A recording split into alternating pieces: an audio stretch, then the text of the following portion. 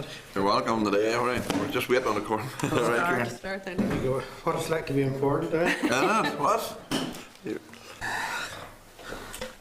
Yes, started. Members, can I remind you that this meeting will be recorded and ask you to note that mobile phones should be switched off as they interfere with the recording. Tablet devices should be switched to mute.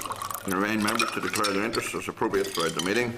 Can I advise members that we will have a detailed discussion on the forward work programme and future review topic towards the end of the meeting. Can I encourage all members to be in attendance for that discussion? Can I declare the meeting open to the public? Agenda item 1. Are there any apologies? No apologies. Agenda item 2, Chairperson's business. Can I advise members that I attended the launch of the Health and Safety Executive of Northern Ireland's new farm safety video on the 11th of March 2015. Can I remind members of the meeting with Commissioner Hogan on Friday? We will be discussing details later, but for now please note the list of potential questions being passed around. Please consider and take a question if you haven't already done so. I would appreciate as many members as possible to be here for the discussion later on the meeting with Commissioner Hogan. Agenda item 3, minutes of the meeting the 10th and the 16th March 2015. Can I refer members to draft minutes of the meeting held 10th and 16th of March 2015 at pages 6 to 14. Are members content that the draft minutes are accurate? Members content? Agreed, yeah. If so, I will sign.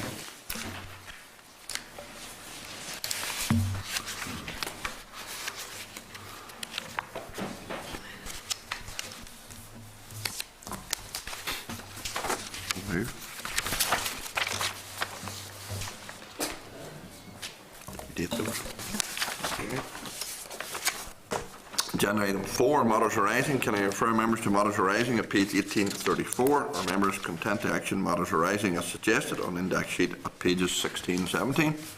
Okay. Agenda item 5. We have an oral briefing from GARD, the CAP Basic Payment and Support Scheme Regulations ANI 2015. Can I refer members to the papers from the Department at pages 36 to 61? Can I draw members' attention to a drafting error at page 41? Regulation 16B should read 5 years and not 25 years. Can I welcome Joseph Kerr, Grade 7, Head of Resource Management Services, Mark McLean, Grade 7, Principal Agricultural Economist, Policy Development Branch, and David Lynch, Deputy Principal Programme Planning and Management Branch. Can I ask you, you're very welcome, can I ask you to take up to 10 minutes to address the committee, and after that we have questions. Thank you, Chairman. Thank you for allowing the Department to present strategy rules on the Common Agricultural Policy Basic Payments and Support Scheme Regulations for 2015. These regulations are technical in nature and provide legal certainty on policy decisions which have been subject to consultation relating to the basic payment and support schemes to be introduced this year. The regulations confirm that Northern Ireland will be treated as a single region for the purpose of the schemes. Notification date for the transfer of entitlements is the 2nd of May each year. They also confirm how the Department will allocate and calculate entitlements. It also sets out how the negative list will be implemented. It sets the minimum area on which a claim can be made as 3 hectares, and that the land must be at the applicant's disposal on the 15th of May to be eligible to claim. It sets the maximum amount an applicant can receive under the basic payment scheme at €150,000. It also confirms the species which will be considered for short rotational coppice and that the harvest cycle is 5 years. The top-up grant to be paid to young farmers is confirmed at 25% of the average, and there is a limit of 90 hectares on which that payment will be made. And it also sets out the greening rules as regards to the calculation of the greening payment, the crop diversification period, definition of environmentally sensitive pasture, and features that can be used in ecological focused areas. It also revokes previous regulations for the single farm payment, but they do allow any payments to be continued after they are revoked. It is important that these regulations are made before the 15th, before May 2015 to allow the department to start processing applications and facilitate payments to farmers. Any delay in making these regulations will impact on the department's ability to process payments to farmers. Thank you, Mr. Chairman. Okay. That's your presentation. Okay, thank you very much. Can you confirm that these regulations do not go further or add anything over and above what has been currently agreed for Caterpillar 1? The regulations are similar to Yeah, last year? they're similar to past in that they set the legal certainty on aspects of the policy that has been decided upon. Okay. Yeah, the only thing, Chairman, I would point out is the transfer deadline. Now, it doesn't apply for 15 because there is no transfer of entitlements this year because they're being established. But you'll recall that in 14 it was set as the 2nd of May 2014. We had an informal consultation with stakeholders, and the preference was to keep it at the 2nd of May for each year going forward. So for 2016 it'll be the 2nd of May 2016 and so on in future years. So it's no change to our existing approach.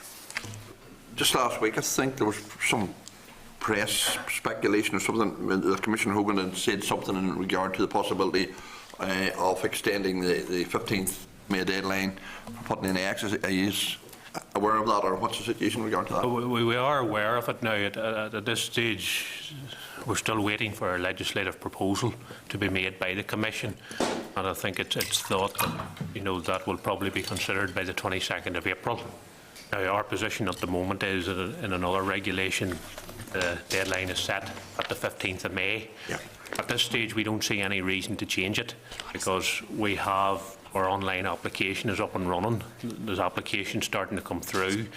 The guidance is going out to farmers this week. There's guidance on the website. The greening guidance, which is by and large the last one, is more or less finalised. Our problem is if we start to extend the deadline, we create a problem further down the road in terms of trying to get payments to farmers in December. That would be concerns I think many people would have in that regard. Okay. Vice Chair Byrne. Chairman, I work on the presentation. There's two issues that I want to ask about. The allocation of entitlement. Have you refined the procedures involved there, because there's still some confusion about how entitlements can be gained or not. And secondly, the greening payments and the greening allocation, has that been finalised in addition to the sort of conditions and criteria?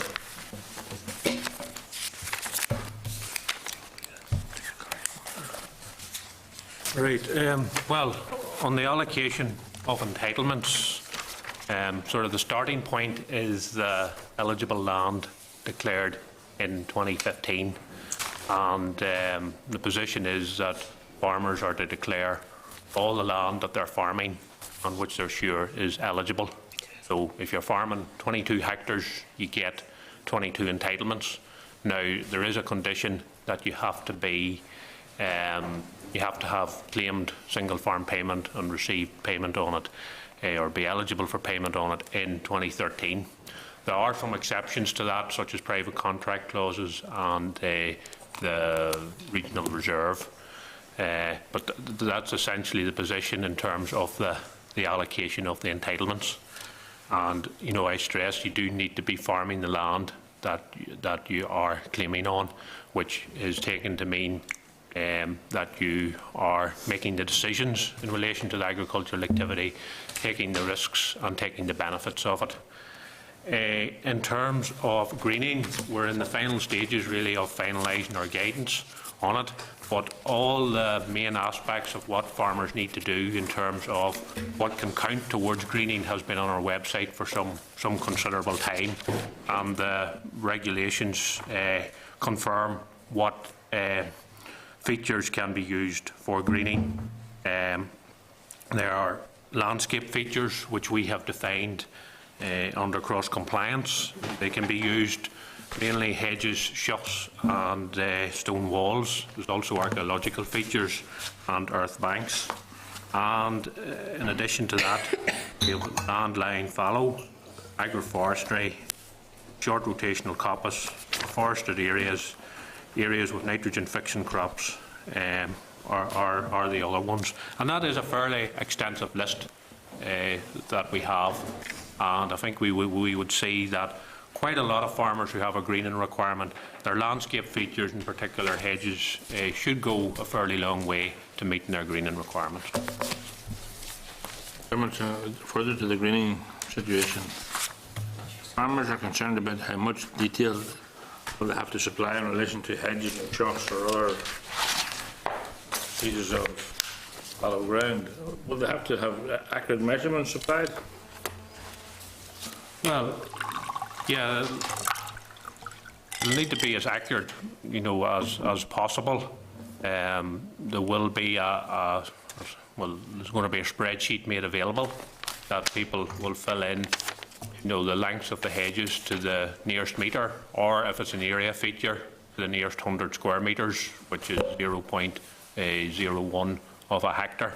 Now, one point I would emphasise in terms of the declaration of ecological focus area is, I think, farmers would be well advised to declare all the features that they have that is on or adjacent to arable land, because if they're not declared, they can't be taken into account. But if they are declared and say the department actually finds that there's a little bit less or whatever, it'll be obviously the lower area that'll count towards the requirement. But as long as the requirement's met, there won't be any penalty for having, a slightly higher length or area than what turns out to be the case. That's okay, Chairman, but I think there's worry that there's a nightmare scenario developing. Thanks. Yeah. One Dobson. Can I just come in the back of that? It's okay, go ahead. Same thing. Yeah, go on ahead. You talk about the length of hedges and things. Now, what about the width of hedges? If farmers are to, you talk about areas that qualify, but is there penalties that can be imposed if a farmer's put in for an area, say last year, hedges 1 foot wide, or this is my thinking, under 1 metre wide, it grows out to 2 metres. What happens here? Well, how's this identified? It's the length of the hedge that the farmer needs to ascertain. There is conversion factors to take account of the width, because hedges are a variable width, and it's multiplied by 5 as a conversion factor. There's then a weighting factor which multiplies it by 2, so it's in effect each metre of hedge is multiplied by 10. Now that is all set out in the spreadsheet, so if people use the spreadsheet online, when they put in the length of the hedge, it will calculate the area.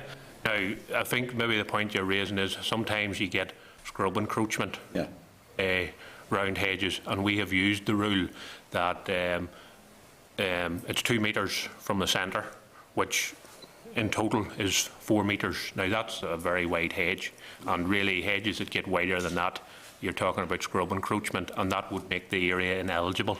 And if you have ineligible area next to the hedge on the arable field, you wouldn't then be able to count that. What width of hedge identifies shrub encroachment you're talking about? Well, what width would that be? The limit is the limit is 2 metres from the centre. 2 metres from the centre. 2 metres from the centre. Sometimes you get it that the hedge is kept well on one side, from the centre, and it might only be maybe a metre from the centre, and maybe on the other side it's 3 metres from the centre because it hasn't been well kept. And in that case, on the side where it's not well kept, it wouldn't be regarded as a hedge. Interesting area. Okay. Thank you. Yeah, Joanne Dobson. Thanks, Chair. Apologies for missing your presentation, Mark. I've read through the briefing anyway, and I just caught the tail end of the Chair's comments, so I think you have answered this, but just for clarity in my own mind. Deadline for the basic payment application. Under EU rules, the deadline can be extended. I think you were answering the Chair of that when I walked in. So are there plans to do so, and what impact do you feel, if this is going to happen, would have on payments? Well, I think what the Commission have said and what they'll bring forward, the legislation, hasn't been brought forward yet, and it's, it'll probably be till at least the 22nd of April before it's agreed. Okay. But I think we're looking at a discretionary provision for member states and regions to decide whether they want to set a deadline later than the 15th of May. Probably, although this isn't not totally confirmed up until the 15th of June. And what our concern would be about that is that it just causes further problems down the road, in particular in terms of getting payments out in December, because you effectively put everything back a month, and processes that were, could have started on the 16th of May can't get started until the 16th of June. At this stage, we have almost all of our guidance available online. The green guidance should be there very shortly. We have our online system up and running, and applications are coming in, and we have the packs are going out to farmers in the next few days. So I think what ready to go. So I think what we would see is at this stage we don't see any reason why we need to move it beyond the 15th of May. And I think what I would say is, when the packs do arrive and so on, is for farmers till, start progressing and getting the form completed, and not to be leaving it, until a few days before the deadline, especially if people are applying for under new entrants or young farmers, where there's quite considerable documentation needed. I may declare my husband received single farm payment. So potentially then, if it is moved to the 15th of June, there is a possibility they wouldn't get their money in December. It could move it to January. Yeah, that's a very real concern. It puts that all under pressure. And this year as well, we have to calculate the entitlements. Now, one of the things we need to know before we do that is the scale back required for the reserve, and we won't know that until we've almost all of those applications processed. So if the later they come in, and some of them could well, because of the amount of information we need to go through, could well take some time to process. So the later we start that, the bigger risk is that that could extend for quite some considerable time. So we wouldn't get, it would then elongate the whole process in terms of getting entitlements calculated. Your mindset would be to leave it as it is. Yes. Without. Yep. And certainly the impact, if that is 260 million coming into Northern Ireland in December, if that was delayed, that would be a great concern probably to many farmers. Just to clarify then for me, your assessment of the application process, you touched on this for the Young Farmers Scheme. Take me through that, because I know there's so many ifs, buts and maybes and concern with that. Maybe you covered that in your... Well, on the Young Farmers Scheme, there's a number of things that we obviously need to verify. One is that the person is no more than 40 years of age in 2015. The second one is that they have the educational qualification. And the third one is whether they're not head of holding. And we've published, quite a... I don't know if you're listening last week. This caused certainly a lot of discussion and debate last week around head of holding as well, and the scenario that a young farmer, maybe through the death of a parent, could have become head of holding at an early age, and because of that 5-year, they could be effectively ruled out. We didn't get a lot of answers last week. Would you hold personal concerns on that, or is there any... I did ask, were they thinking of taking legal guidance on that last week? Is there anything afoot within the department, or what's your... The legislation is very clear in terms of the young farmers' payment. It does put the 5-year limit on it. The intention the Commission had behind the young farmers' payment was that it was to, one, encourage young farmers to become head of holding and provide them with support during the early years that they are head of holding. It was never to give support to everybody who is 40 years or under who is head of holding. But just the perception out there, because it's called Young Farmers Scheme, yes. Many young farmers out there, they're going to be eligible because they're under 40. That's why I suggested last week it maybe should have been renamed the New Entrance Scheme or something other than Young Farmers, because with lack of detail, young farmers do think that they have, that they're eligible for it. So there's that confusion there is out there, and that's something. But the legal position is very clear, and our guidance is clear that it's there's a 5-year limit on it, and the two categories that it's not intended for is either somebody who happens to be 40 years or under, who has been head of holding for longer than 5 years, or or farms where there is somebody on them who is 40 years or under who is not head of holding. It's, and I take the point about the name of it. It is not for all young farmers. It is for a specific category who are stepping up to become head of holding or have done, and to give them support during their initial years as head of You holding. would agree then it is misleading calling it a young farmer scheme? Well, yeah, the actual name of it, I can see how it would give the impression that it's to apply to all young farmers, but like our guidance, makes it clear that it's a specific group of young farmers as outlined in the EU It's regulations. getting that information out. It's very, Yes. very important. Yeah. Thanks, Chair. What you're saying is this has come from the Commission, not from yourselves, those rules. That's right, yes. When the Commission put out their proposals to start with, that was made clear and so on. And at the time, there was no, opposition or lobbying that it should be all young farmers. But they think it is, Mark, Yes. and you would share. Appreciate that, yeah. Okay. Okay, Tom Elliott. Chair, thanks, and again apologies for missing the presentation. Just one quick query, because we've been through this for several weeks, various issues. Query around the sale or disposal of land. If you sell a portion of your farm, do the entitlements automatically transfer with it, or can you keep the entitlements to stack on your own land? Right. Well, is this before entitlements are established this year that the land is sold? Yeah, let's look at it for that, yeah. Right.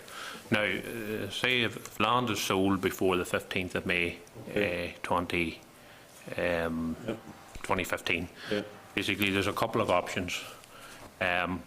One is the person who sells the land can say, well, I don't have that land anymore. Here's the land that I'm farming, and establish the entitlements in the normal way on that. The person who bought the land can say, well, here's land I'm farming plus the land I have bought, which I am now farming, so they could establish their entitlements on that in the normal way. There is another option, and it's one of the private contract clauses, whereby the person who sells the land can agree with the person who buys it, and what they would agree is the person who sells the land would initially establish the entitlements on it, and then the entitlements belonging to the area that is sold would immediately upon establishment would be transferred to the buyer of the land, who would then get paid in 2015. Essentially, the difference between both options is that the historic element that relates to the land that is sold would be transferred under the private contract clause, whereas it would be concentrated on the seller's land if it wasn't for the private contract clause. So it's really up to the two parties concerned what they want to do in that sort of scenario. Okay, but there's no entitlements lost as such. No. Any slippage there in any of that. No. And just one final point on that, which is slightly different. If someone had been renting land in Conacher, taking land in Conacher up to this year, and they have entitlements on that land, but the owner is taking the land back. Now, I'm assuming it is the owner who will establish the new entitlements on it, even though the farmer who was farming it for years had, as he thought, entitlements on it. Yeah, like what would happen is if the owner is farming the land in 2015, they would establish entitlements on it because they are farming it. Now, the person who was, say, farming it up until 2015, let's say, they had 20 entitlements on the 15th of May 2014 at a certain value, basically, and say in 2015, 5 hectares was what they didn't have anymore because the owner is now farming it. They would have 15 hectares and would establish 15 entitlements, but the historic or the total value of the entitlements held on the 15th of May 2014, which is 20 times whatever value, would be divided over the 15 hectares. Okay, that's clear. Thanks very much for that. Yeah. Thank you. Any other questions? There's only other question. On fallow land, is fallow land entitled to single farm payment if it's kept in good kept tidy and mowed at certain times? Fallow land. What is the exact criteria on that? Fallow land really is only going to be relevant in terms of people who have a greening payment or a greening requirement. Yeah. Sorry, and essentially, if you're using it to meet an ecological focus area requirement, it has to be out of production for the 6-month period from the 1st of February to the 31st of July. 1st of July.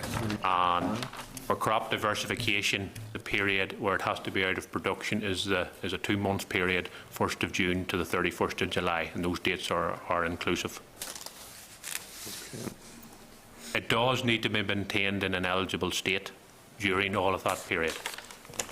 Well, if you can't touch it to the 31st of July in regard to green, Well, you know, you can mow it and so before on. the 31st of July? As long as you don't harvest the grass. If you top it, for instance? Yes, you can do that. You can't plant a crop on it. You can have a grass cover on it, and you can top it, but you can't harvest the grass, and you can't plant, you know. Till after the 31st, you can harvest the crop after the 31st? Yes, you can, yes. That's what I thought. Okay. Okay, any other questions? Okay, there's no other questions. Are members content with the merits of the policy? Members content? Yeah, okay, members. Okay, thank you very much. Move on to agenda item 6, our briefing regarding interim report of the review of the implementation of the Welfare of Animals Act, 2011. Refer members to the memo from the clerk at pages 63 to 66 and papers from the department at pages 67 to 176. Can I welcome Geraldine Fee, Animal Health and Welfare Assistant Secretary, Jackie Robinson, Head of Animal ID Legislation and Welfare, and John McCollum, Animal ID Legislation and Welfare. Can I welcome you and ask you to take up to 10 minutes for your briefing, and then we'll follow with questions by members, okay? Thank you, Mr. Chairman, for the opportunity to provide you and the committee with an update on the review of the Welfare of Animals Act 2011. As you're aware, Minister O'Neill established the review in response to a private member's motion agreed by the Assembly on the 31st of March 2014. That motion called for a review of the implementation of the Act, placing specific emphasis on sentencing guidelines and practice. I and a senior official from the Department of Justice are part of the review steering group responsible for overseeing and providing direction for the review. As a first step, we commissioned a number of discussion sessions to take views on the implementation of the Act from a wide cross-section of stakeholders, including statutory organisations, welfare charities, rescue and rehoming charities and industry representatives. Those sessions were held over the course of last summer. In addition, we set up a delivery body reference group made up of representatives from councils, DARD Policy, DARD Veterinary Service, Department of Justice, Public Prosecution Service, Northern Ireland Courts and Tribunal Service and the Police Service of Northern Ireland.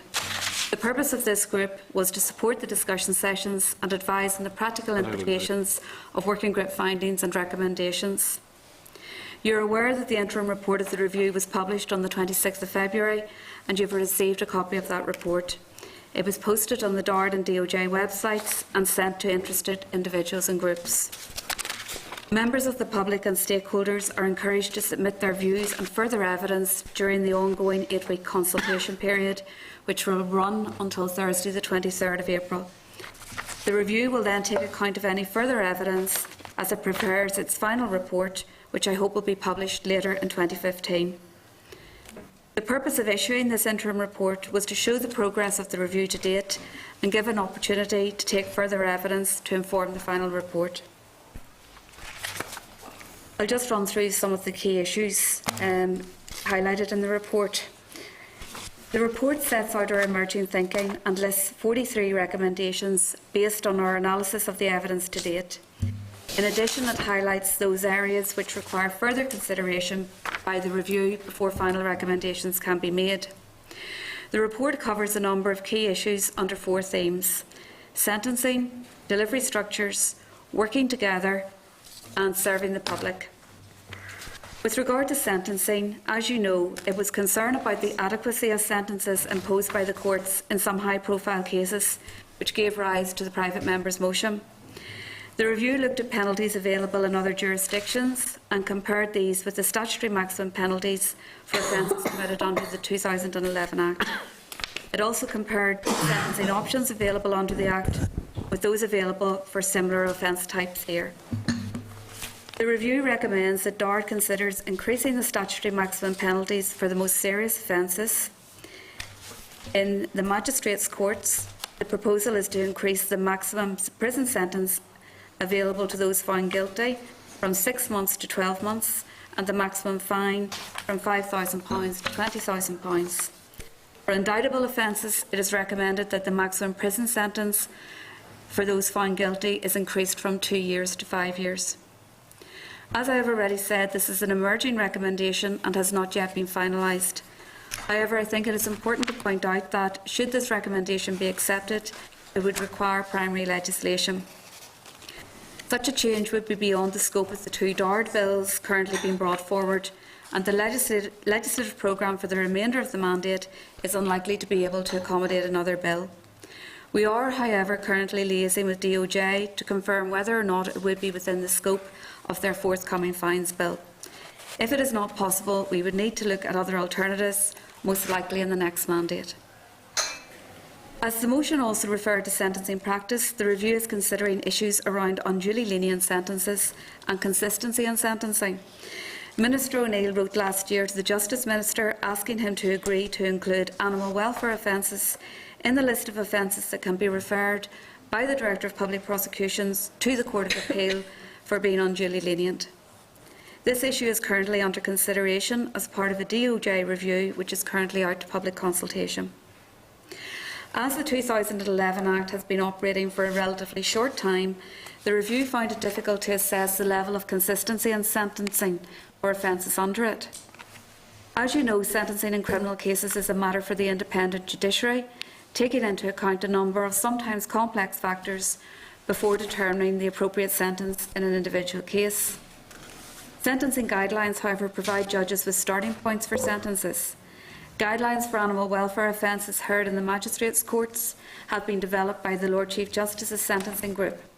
However, guideline judgments for welfare cases heard in the Crown Court have not yet been produced, as no suitable cases have yet come before the Court of Appeal. The review has recommended that the Department of Justice consult with relevant organisations to consider what further steps can be taken to promote awareness of sentencing guidelines for animal welfare offences. The second theme of the review relates to how the legislation is delivered and enforced.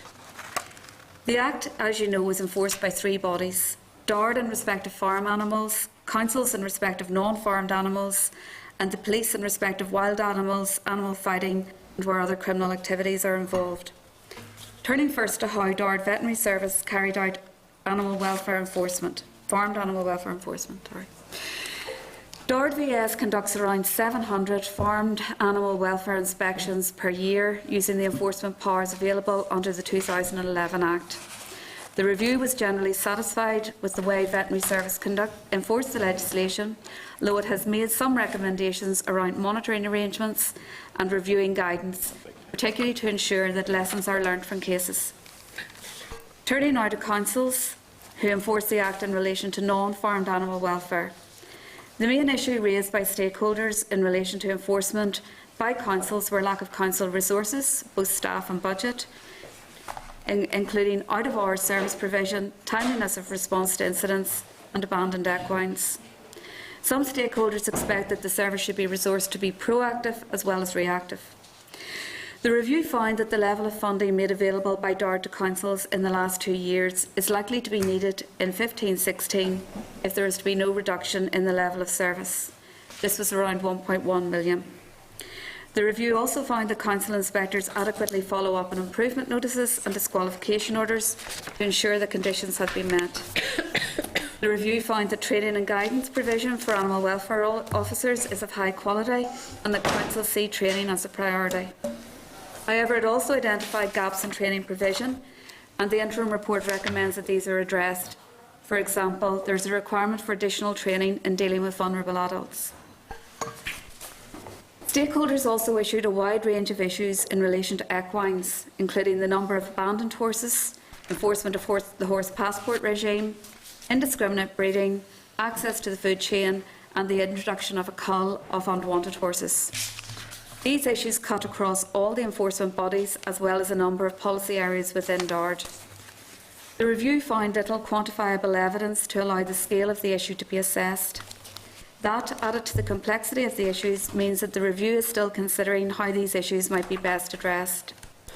As part of our continuing work, we have specifically asked stakeholders to provide us with any qualitative and quantitative evidence they may have to allow the issue to be properly considered. Finally, in relation to delivery structures, the interim report covers how the PSNI enforces the Act in relation to crime involving animal welfare. PSNI has responsibility for welfare offences involving wild animals and the more serious animal welfare offences such as animal fighting or where other criminal activities are involved. They also have the legal responsibility where an animal is found wandering on a road under the Animals Order 1976 and the Roads Order 1983. The review was generally content with PSNI enforcement of the legislation, but has made some specific recommendations around training and the availability of guidance to both officers and call handlers, and with respect to the monitoring of disqualification orders. The next theme in the interim report covers working together, otherwise styled as facilitating enforcement. The review found that councils, DARD and police have been working together where necessary on individual animal welfare cases. PSNI officers and council animal welfare officers also assist each other at local level as required, and similar relations exist between DARD officials and their PSNI and council counterparts. As a direct result of stakeholder concerns about the length of time some animals are kept in care pending disposal orders, the review looked at ways in which to speed up the legal process. Recommendations have been made, including regular meetings between enforcement bodies to share best practice and lessons learned from specific cases, developing templates for use before the courts when requesting disposal orders in order to avoid any ambiguity or omissions, and to ensure that the resulting order is clear. The review also considered whether a central database for convictions would be appropriate. Each of the enforcement bodies currently has a record of sentences handed down to persons successfully convicted by that body. This is not, however, a central database. It does, however, provide the relevant enforcement body with the information required to monitor compliance as a result of the action they have taken. DARD has already requested access to the Causeway information sharing system, and this application has been successful and is in the final stages of approval. This permission will allow DARD to access the Criminal Records Viewer conviction information and will facilitate generating a monthly report providing details of all live convictions for animal welfare offences. The review recognises that provision of similar information to councils would be beneficial to them in their enforcement role, and therefore recommends that once DARD has access to the Criminal Records Viewer, it investigates options for providing relevant council staff with similar access information on convictions. During stakeholder discussion sessions, some rehoming charities and others with an interest in animal welfare sought access to information on animal welfare convictions. They advised that this information would assist their assessment in relation to the suitability of people when rehoming animals. While the review recognises some of the potential benefits in this, a significant number of issues remain. These relate mainly to data protection and how access to such information could be managed. The review has undertaken to examine the issue further to see what, if any, steps can be taken in order to assist animal rehoming organisations. The final theme of the report related to serving the public. Stakeholders expressed concerns about the extent to which the public had been made aware of the enforcement arrangements and who to contact if they had an animal welfare concern. The review found there to be merit in this criticism and recommends that enforcement bodies should take further steps to ensure that the public is aware of their role. It specifically recommends a joint awareness campaign should be undertaken to ensure that the public is aware who to contact if they are concerned about the welfare of animals. DARD should host a single animal welfare website and create a series of short species-specific leaflets to explain the responsibility of owners and how to report an animal welfare concern.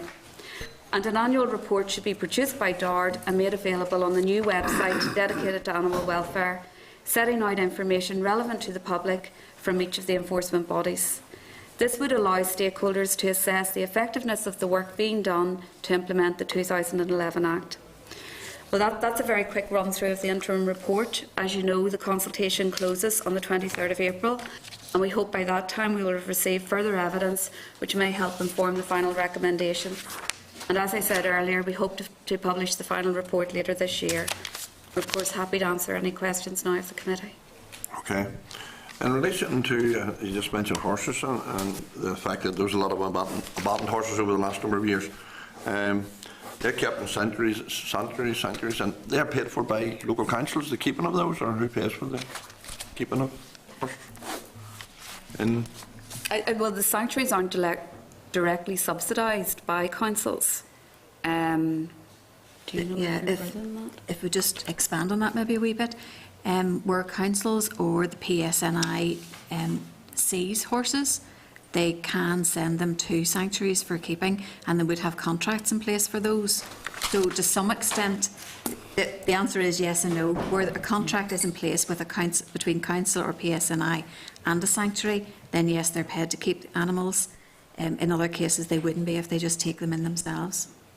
Okay, so it would be a charitable organisation, you mean, or raise money otherwise? Okay. Okay. I suppose I declare an interest in a farmer myself, but I've seen, I'm going to put a simple illustration to you. See an animal, say, with a swollen foot and is suffering, and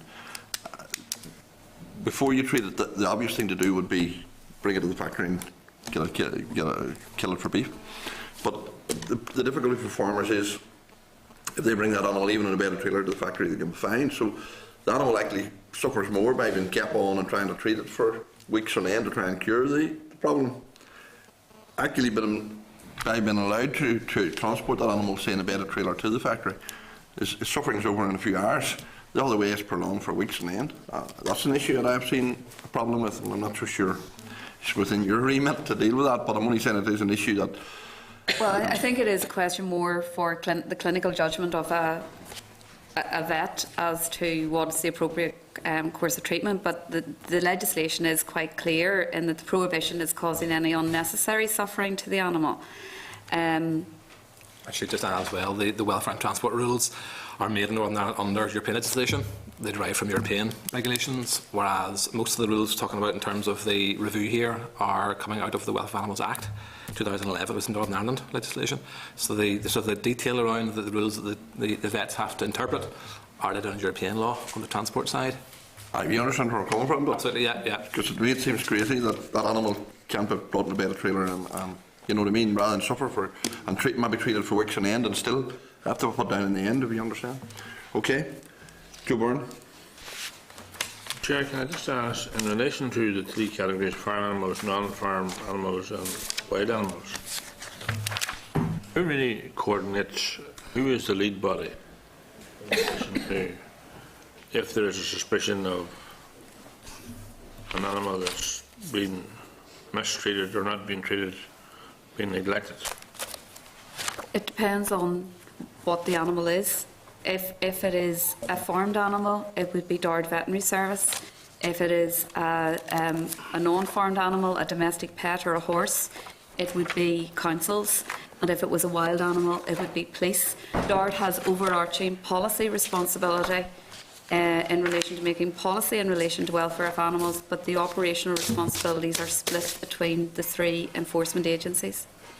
The interim report actually includes a recommendation around that issue. There's an MOU that's been drafted, not yet in place, agreed in principle among the three bodies, and the recommendation for review is that MOU should be put in place, adopted by the three bodies, and then further protocols should be established for the enforcement bodies to ensure they work together successfully in those cases where there is some question as to who's responsible for that particular case in terms of leading the case. There have been examples recently in media of a situation where farmer obviously neglected welfare upkeep of the animals.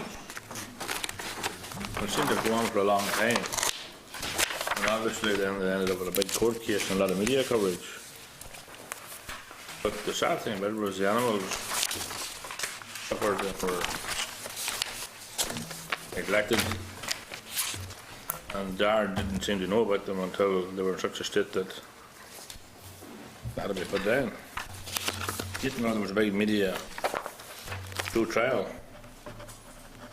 And it appeared to me that there should be an intervention earlier on by Dard to salvage and rescue the animals, irrespective of how they were being managed by the farm. So, it begs the question, who was incited or who wasn't doing the job that they should have been doing in the interest of the animals? Well, I think I'm aware of the case you're referring to, which was dealt with by Dard VS. But I think, you know, we're happy to write to you setting out the detail. But in looking at that case, there were numerous inspections. In 2012, there were 3 welfare inspections carried out in that farm.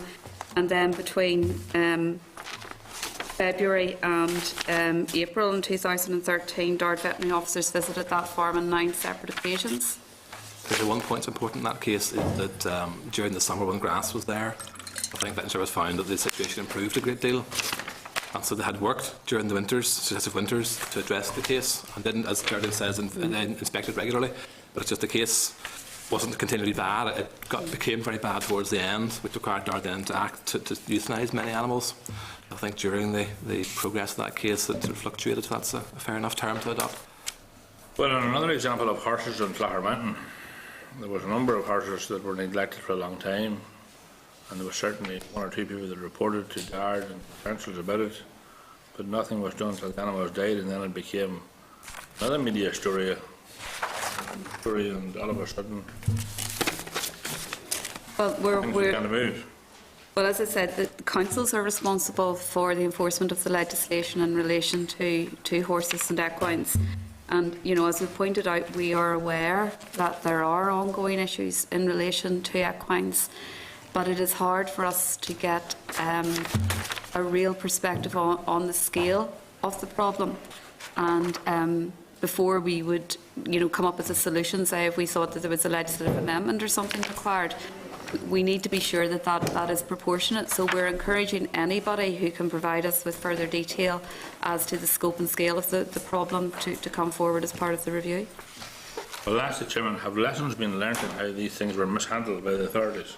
Well, that's one. Well, I don't know that I would accept that the first case was mishandled, and also I can't comment sufficiently on the Clogher case, but certainly a key recommendation of the review is throughout for all of the enforcement bodies that there are almost like case reviews after it, and that lessons learned are built into ongoing training, because that way there can be problems can be addressed and there can be continuous improvement.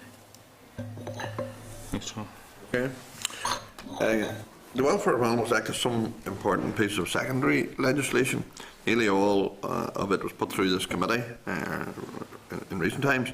Were any specific issues raised during the review on this specifically, the docking of dogs' tails and breeding establishments? Was there any issues on that? Well, there were some high-level issues raised about the breeding establishments, but not in any detail, and that is an area which we are keeping under review as part of the ongoing work going forward to the final report. We're aware that there is some public concern. Again, we have no evidence that councils aren't fulfilling their duties under the legislation, and in fact there is evidence to confirm that where issues are drawn to council's attention, that they are proceeding to bring forward prosecutions. But we have always acknowledged that, you know, in relation to the issue of puppy farming, that legislation and regulation alone will not do it, and therefore, as part of the awareness campaign, the rights and the responsibilities of owners, we want to highlight that And again, we would encourage anyone who has concerns about a breeding establishment or how puppies are being sold to draw that to the attention of the relevant authorities. Tom? Yep. Just regarding an animal, if an injured animal was found wandering on the road, for example, and I put it into my field, and then the vet was brought out to see it, who's held responsible for that animal? Well, this is one of the complex issues about if we deal with it in relation to horses. If animals on the road, it is the responsibility of the police. If the animal goes into someone's field, it is their responsibility. Now, what can happen is that if that animal is suffering or is likely to suffer, then the Council Animal Health and Welfare Officer can seize that animal and then take action, whatever the appropriate action is. If the animal is not, the arrangements really date back to 1976, and it really becomes the landowner's responsibility. And what you can do is, after 14 days, you can put up notices, and after 14 days, you can claim the animal. That is one of the areas that we think does need some consideration. That legislation existed at a time when there may have been benefit in the person who took possession of the animal, then selling it. That probably is no longer the case in current market conditions. So we are aware that there are issues in and around that, but I've outlined the broad statutory position. Yeah, but if the animal's injured, then the person that owns the land isn't held responsible for the injury of the animal. If the animal is injured, then the person should call, if it's a farmed animal, DARD. If it's a non-farmed animal, they should call their council animal welfare officer, and they will take the necessary steps. If that animal is injured, then it would be responsibility of either DARD or councils. Okay. Yeah. Thank you very much. Can I seek agreement that the Department returns to the committee following the analysis of the consultation on the interim report? Okay, members? Okay. Okay. Thank you very much. Thank you.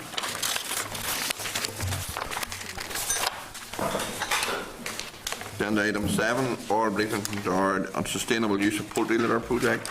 Refer members to the memo for the clerk at pages 178, 179 and papers from the department at pages 180 to 181. And I welcome Brian Irvine, Grade 7 Head of Environmental Policy, and Alan McVicker, Strategic Investment Board Limited. Can I ask you to take up to 10 minutes for your presentation, and then we'll ask some questions. Okay, you're very welcome. Thank you, Chair and Committee. I'm pleased to have the opportunity to update you on the SUPL project. I'm also very pleased to introduce Alan McVicker from the Strategic Investment Board, who has been the project manager for the SUPL project. Maybe I should begin just by a bit of context and looking at where we've come from.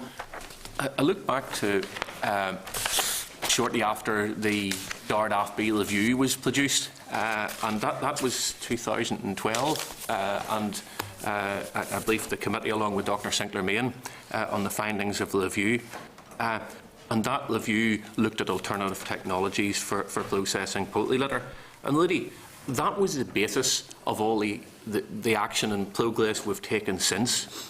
Now, the review, two key recommendations were that consideration should be given to establishing a prototype plant for gasification of poultry litter, and that work should be done to look at how to make exporting of poultry litter more cost effective. And I suppose in the context of nutrient management and water quality and the Nitrates Action Programme, I said at the time that the poultry litter issue was proven a hard nut to crack, and it was really maybe the last piece of the jigsaw. Now, since then, we've made considerable progress, and I suppose from the review that led us to the Small Business Research Initiative, the SBRI, and that showed that there were developments in technologies, and from that we've taken that forward to the next stage through the loan scheme, the Sustainable Use of Poultry Litter SUPL loan scheme, and that the whole project has involved DARD, DETI, Invest NI, and with SIB providing the project management expertise and as well expertise in the area of waste management and processing plants. We've also worked closely with the industry as we've developed the project, and there are times through the project we've actually changed course from where we'd initially thought we might have been going.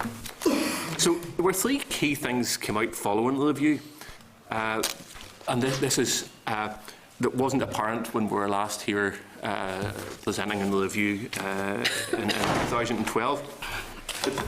The developments we had thought were going to be in gasification, but actually what the review brought out was that there were new developments happening in anaerobic digestion technology, and then that had been progressed further through the SBRI.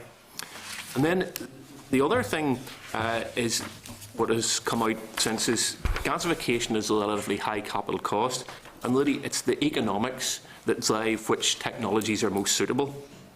And then the third thing has been the potential for export of poultry litter, and there have been changes there because what is developed is that there certainly is a nutrient need and demand in the south of Ireland for use of poultry litter as an organic fertiliser on tillage land. So those things have all combined to get us progress to I suppose, where we are today. And just generally, by processing litter in most of the technologies we're looking at, they're about generating renewable energy. That brings benefits in its own right, reducing dependence on fossil fuel, the renewable energy targets, and there are government incentives there through renewable energy certificates and things. But as well as that, by producing energy and getting revenue from that, that makes the processing of the digestate or whatever the outcome of the process is, processing it and the nutrients it contains, it makes that more economic. And in some cases, depending on what technology you're using, the nutrients can be processed in a form which makes them easier to ship and transport to areas where there's more nutrient demand. So it helps the economics, and there's also a bit of technical ability there in some processes that you can adjust the composition of the products to formulate organic fertilisers.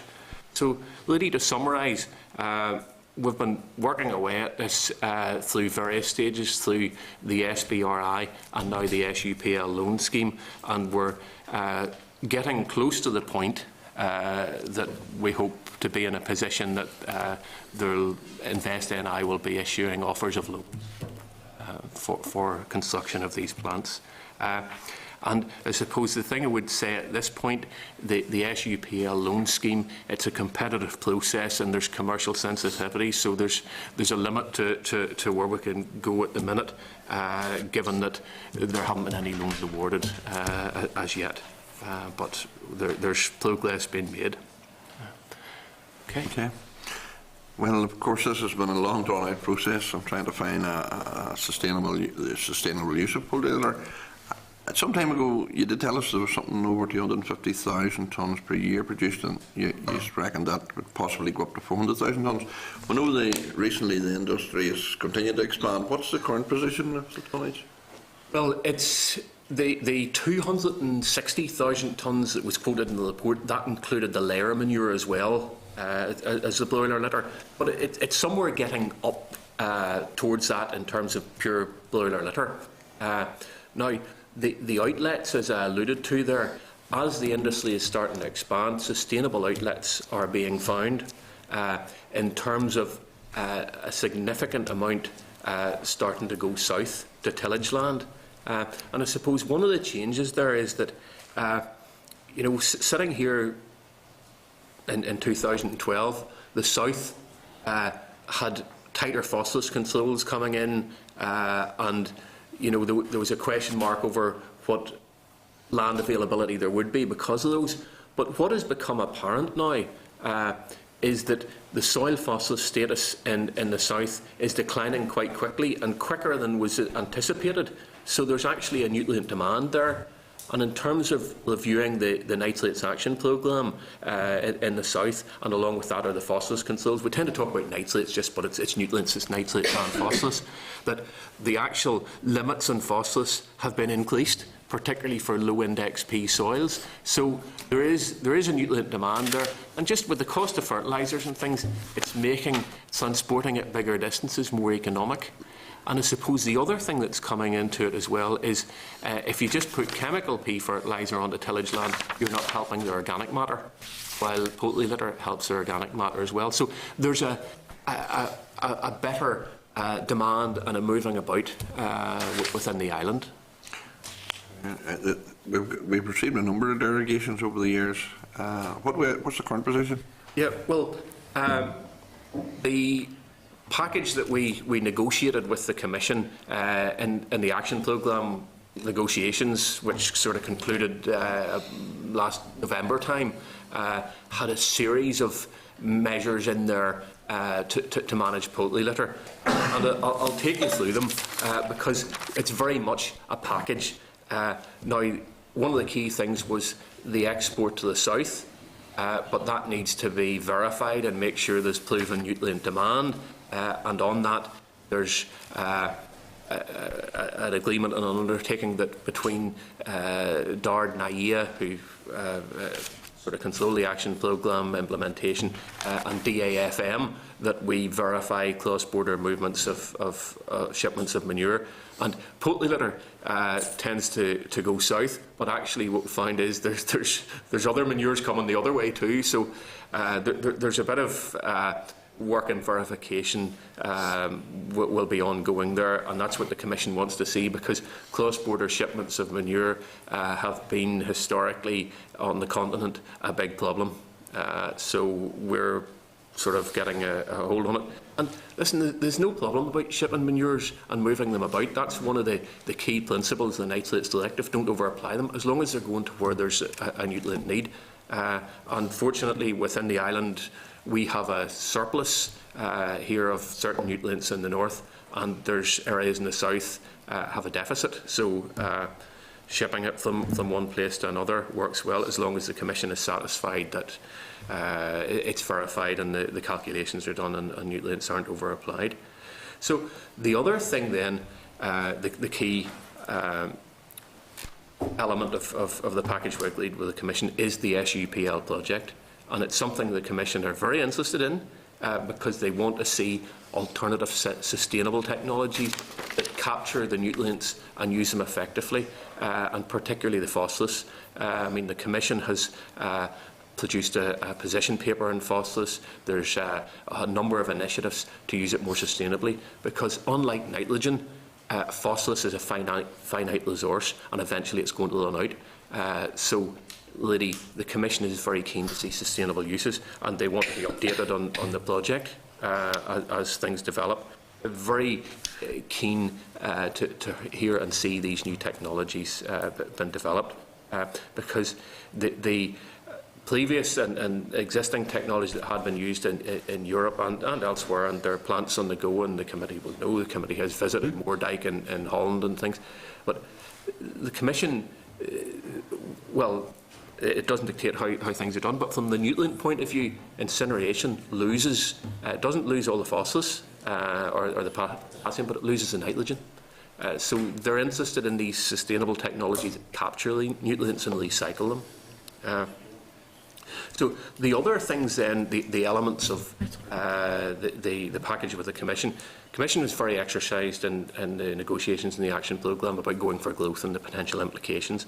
So they want to see that any expansion is sustainable. So within that any planning applications for new poultry houses demonstrate a sustainable outlet for poultry litter. And that actually has yielded results, and that has prompted, you know, the identification of land banks in the south in particular. And then the other thing is that I suppose it's in a way, I can't speak for the industry, but I would see it probably as a short-term measure until these projects, hopefully under SUPL, get up and going. But because there's excess litter, there's currently some litter being shipped to the Westfield Power Generation Plant, incineration plant in Fife on a regular basis, and Moy Park have a contract with EPR for that. But in the longer term, it would be better to be processing litter here rather than sending it to Scotland. But it works, and it works for EPR at the minute as well, because they need the fuel. Yeah. And then there were a couple of other things within the package on the management of poultry manures, not litter. Talking about the other manures, layer manure and bloater bleeders, and some of these small categories of manure where there's not big quantities produced, that those tend to have a higher phosphorus ratio, and from 2017 those need to be applied to club the requirement for phosphorus. Now, before 2017 we intend to get more research done and analysis on those litters, because all the work that had been done on broiler litter to reduce the phosphorus content had yielded great results, and there will be a reduction in the P content of these other manures, and we'll be wanting to get research done on those just to define what is the actual phosphorus content. And then the other thing, the old chestnut of poultry litter been stored in field heaps. And actually, the strange thing is there's a lot of, I suppose, effort and discussion goes into this, even with negotiations with the Commission. But actually, when you go out there, you find that there's not a huge lot stored in these field heaps. But remarkably, we have agreement to continue the storage of poultry litter in field heaps in the action programme. It's simply reduced down from being allowed to be stored for 180 days down to 120 days. So that's, sorry Chair, that's another long-winded thing, but you can see it's a complex issue and there's a whole lot of interactions. But in short, the SUPL project and the commitment of government departments and the industry to it, I think, was one of the key things with the Commission. And when they saw that this was, there was an SUPL loan scheme that was launched by 2 ministers, that was, they knew this was for real. Yeah. Okay, well, it is vital for the future of the industry, for the expansion of the growth of the industry, that some solution is found to the poultry litter. Yeah. One in the line, yeah. All right. Oh, thanks, Chair. Thanks very much, and thanks for your presentation. Just want to ask the question: have you had many reports of actual chickens and that they're been mixed with litter and put onto farms? And have you had any cases of botulism investigated or proven? I would say yes, in a way. And it would be something that I wouldn't be closely involved in. It would be animal health and veterinary. But yes, I mean, botulism is one of the key issues, and it comes from litter been contaminated by carcasses, and hence the benefits of processing. Some of these processes will actually, if the temperature is high enough, will actually kill off the botulism spores. So if that's the case, then the product and nutrients that you will have out of that process will be essentially be safe to go to grassland, because really grassland is not the ideal place to put litter. And in fact, DARD veterinary advice about spreading poultry litter on grassland is quite restrictive, that you shouldn't glaze, if you must, you shouldn't glaze it for quite some time to reduce the botulism risk. So I think in the long term, if we have more poultry litter processed to put it into a safe form, then it opens up the opportunity to reduce the risk of botulism. And ideally, the place for poultry litter, just as a straight organic fertiliser, is out into arable land. And I suppose our issue here is we have a large poultry sector with only 5% arable. So that's the balance, and hence the demand down south for poultry litter to go into arable land and village. Okay. One more. Go ahead. As regards to the storage in the fields, that is covered, isn't it? Absolutely, yeah. Covered by an impermeable membrane within 24 hours of siting, and sited in quite considerable distances from water courses and things to prevent nutrient pollution. Yeah. and the field heaps are to be registered with NAIA. Even and that was something the Commission insisted on, that you know where these are and make sure that they're sited far enough from waterways. Yeah. Thanks very much. Yeah. Just before Kieran, one more question. I say on the poultry manure heaped in fields, and the fact that it's supposed to be covered. In many cases, it doesn't be, and that's where botulism problems can arise. And how strict is the department on that? Well, it's I suppose to say, Chair, that the regulations require it to be covered, and NAIA are to be notified of where those field heaps are, and they would do checks whenever there were. So, really, on the enforcement, I couldn't comment in detail, but I know that NAIA would report that really they don't find a lot of issues with field heaps. When they do inspect them, generally they are covered, but really, yes, very much so.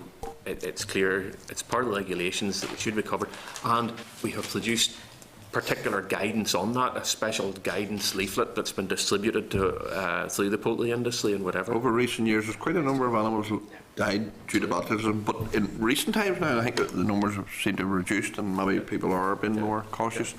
I mean, what seems to be the case is poultry producers that are good at their job don't seem to have as many cartridges in their manure, and that, you know, and that it's like maybe more careless ones that have create the problem, I think. Indeed, Chair, and on that point, although I suppose it wouldn't, we have tried and we have put out a lot of information. There, for example, the Dard Veterinary Advice is a leaflet on preventing botulism from poultry litter, and we provided that to the poultry industry to put out with all their farmers. To make sure that people were fully aware, along with the guidance leaflet as well on how to store it properly. So maybe, Chair, I'm always trying to look at the glass half full, but yeah, we're starting to see that fall in botulism because that message is getting through and people have been careful. Kieran McCarthy. Yeah, Chair, thanks very much. Brian, it's a fair message you're here before, and you seem to be very much upbeat. I remember the last time you were here, you were tearing your hair out of what are we going to do with this? Just garbage stuff, and now you're getting rid of it to the south. I'm a bit suspicious south, but over the border. Anyway, the question is, and at that time, Chair, there was a great headline rush to produce or provide an incinerator somewhere in Northern Ireland. And was there not an uproar about that, and did it disappear? You're happy that it did disappear? We're not using it for energy purposes. Short, there's several things there, yeah. And I would say it has been a long process, but it's a very complex process. And you got the right answer. That's what I'm saying. When you're upbeat. I mean, I really. Having been involved in this for many years myself, and it's encouraging to see that there is. I think we're close to getting there and things. Now, in terms of the south, no, definitely, I assure you, this isn't just pass a problem on. No, because I wouldn't. Be comfortable with my counterpart in DAFM unless we had detailed discussions in this, and that they were happy that they had a nutrient demand and actually that farmers wanted it. That's good to hear that, Chair. Yeah. But why was that situation not there a number of years ago when you were here at the committee tearing your hair out? Yeah, well, I touched on that because the south, the restrictions on phosphorus and with the picture on soil phosphorus status has actually changed quite markedly down south since those regulations first came in, and they've actually had to increase the limits because the limits were so tight that they found that the soil phosphorus was declining too much in some areas. So that has been quite a fundamental change. And I mean, in terms of the phosphorus use in the south, it's on average 7 kilos a hectare. So there's quite a demand there for it. And in the recent review of the action programme in the south, they actually increased the availability of the figures you would use to calculate. In a sense, they enabled the review enabled more poultry litter to be put onto soils that are low in phosphorus. Yeah. And just finally, Chair, going back to the problem that you raised about the heaps, I'm not sure that I was enamoured by your responses in that if there was a risk at all in these heaps somewhere for whatever, getting into the waters courses or whatever, are you telling the committee that you're 100% happy with those heaps all around the country, that nothing unforeseen or untoward is happening there? From aside from the botulism issue, which Mr. Irwin mentioned, and that if there were carcasses in the heap, it could cause issues with botulism. Aside from that, from the issue of water pollution and nutrients, no, we would be satisfied that if those heaps are sited where they're supposed to be sited and covered according to how they're, which the majority, as far as where we are, that the risk to water quality will be minimal, because we get detailed research conducted by AFBI on that, and that actually is what has enabled us to keep that provision there in the action programme, because we had the science behind it. Yeah. So AFBI is doing a good job. You may be aware that AFBI in some areas is under threat because of the budget cuts and all, so you're very supportive of the work they do. That's grand. Here, thank you. Okay. Ian, do you want quickly? Yeah, just thanks, on the Chair. pressure of time. Just on that again, you say there that the days of putting it in the field there was reduced from 180 days, I think, to 120 days. Yes. What is that based on, or how did you come to that conclusion? Is I would say, is less scientific. The Commission wants to see it disappear in the long term, so they'd like to see it not left there for a long time. So instead of you've been able to keep it stored in a field heap for nearly 6 months, it's 4 months. Move it and get it sprayed quickly. Yeah, is really the answer. You know, I'm talking here in the terms of like if you have a heap of, and there is chicken or whatever in through it, right? You know, dogs, whatever there can burrow into it there. You know, take it across the fields and spread it onto cattle fields and whatever. You know. Yeah. You know, surely 120 days is a long time to leave it lying in a field. Yeah, well, the reason for the 120 days is there's a closed period when you can't spread manure, which runs from the 15th of October to the 31st of January. So, you know, if you're storing it over the winter, you need to be able to store it for at least 3.5 months. And the 4 months is, well, basically don't store it too long, get it spread as soon as you can. Yeah. Okay. All right. All right. Cindy Anderson. Just quickly, in relation to the export market to the Republic of Ireland, Brian, 15,000 tonnes at the moment. Is that what you're saying? Is there room for expansion here? There is, yeah. Is this from a zero base? Basically, we're sitting there now. How far or how much more can you see that would be a market to help us out here and get into this? Without doing the numbers exactly, I would say considerably more.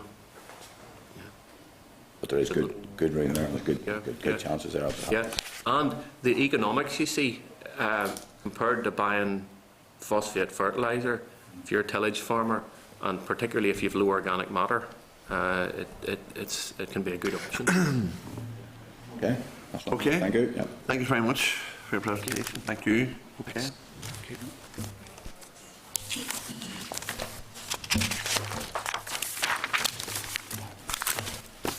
Move on to agenda item 8, SR 2015-128, the Plant Health Amendment Order Northern Ireland 2015.